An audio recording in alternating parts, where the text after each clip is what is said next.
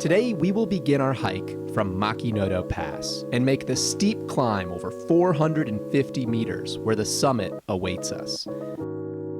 There's only one catch. What if you could hike epic mountains like this without any expensive gear? Would every hike be more approachable?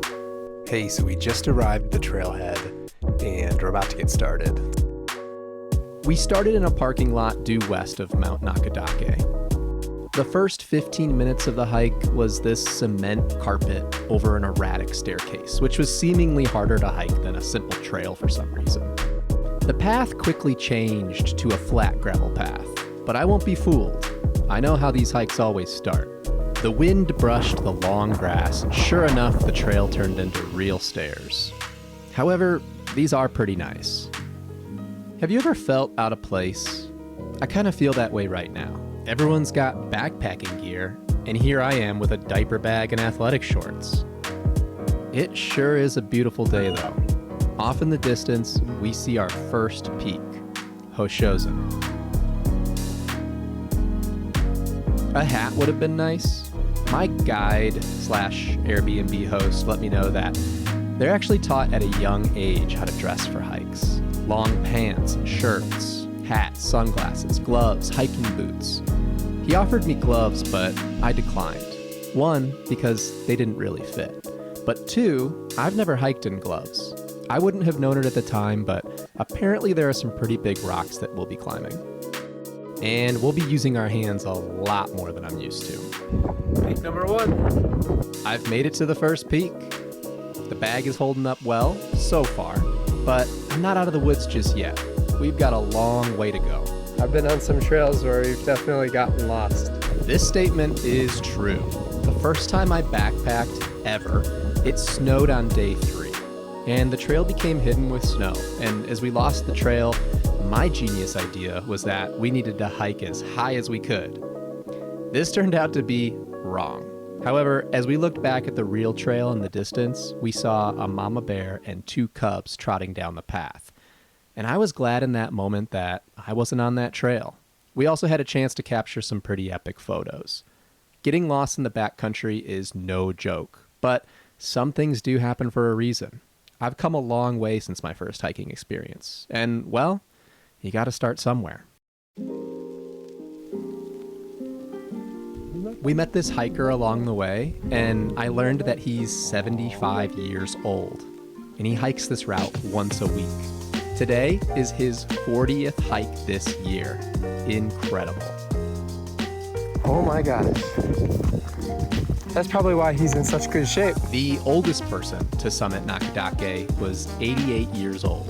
And these aren't easy hikes. Today's route is over 8 miles long, with roughly 3,000 feet in total ascent and 3,000 feet in total descent. I'll burn a little over 2,300 calories. And the high temperature for the day is 91.4 degrees Fahrenheit. But we still found some energy to help fix parts of the trail that were recently washed out. Leave it better than you found it, my friends. Thank you. Only in Japan will you find pristine shelters and restrooms halfway up a mountain.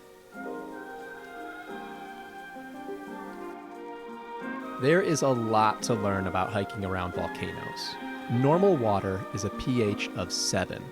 Lakes near volcanoes can often be acidic, lower than 7. Even though on a lot of our hikes, we generally would pack a water filter, fill it up at the water source and drink it, we don't think that this is a viable water source. I'm going to look into that when we leave, but there's also no fish in here, which is usually not a great sign. One of the main concerns with acidic water is the potential for heavy metal contamination, which could lead to heavy metal poisoning and toxicity. If acidic enough, the water near volcanoes can actually cause burns to human skin. Long story short, pack your own water. As luck would have it, we found an abandoned selfie stick as we neared closer to Nakadake. This is the only garbage I've seen on the trail, but we'll take it. One of the most important things in my bag, aside from the water bottle you see hanging out of the side, is sunscreen.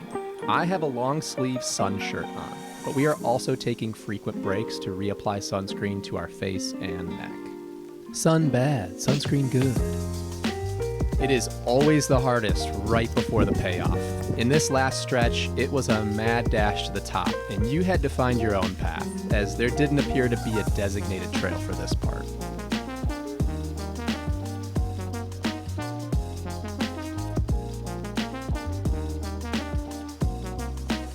Nakadake. We made it.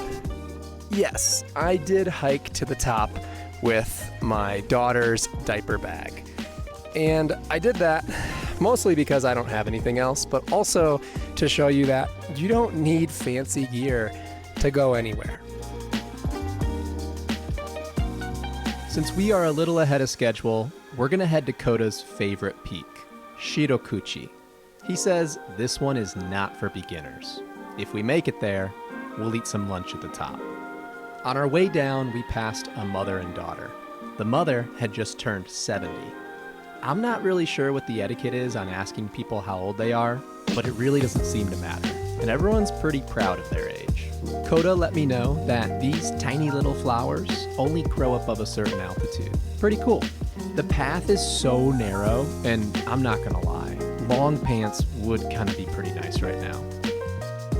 Almost there. Yeah. Shirokuchi Peak. For lunch, I have tiny sandwiches from 7-Eleven, green tea, and of course, onigiri.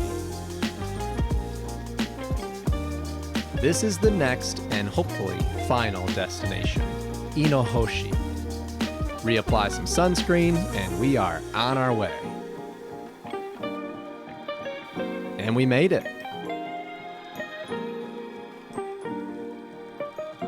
As we look at Kuju-san Peak in the distance, it's hard not to just squeeze one more summit in. In the distance, we notice a school trip parading to the top, so we decide to book it as fast as we can to see if we can get there first. I don't know why we did that. There were a couple of guys coming from Kuju-san Peak, and so we asked how long it took them. They estimated 45 minutes. It looks so much closer than that. I guess I fit in with my backpack now. Not feeling out of place. Kuju-san Peak. Peak number 4 for the day.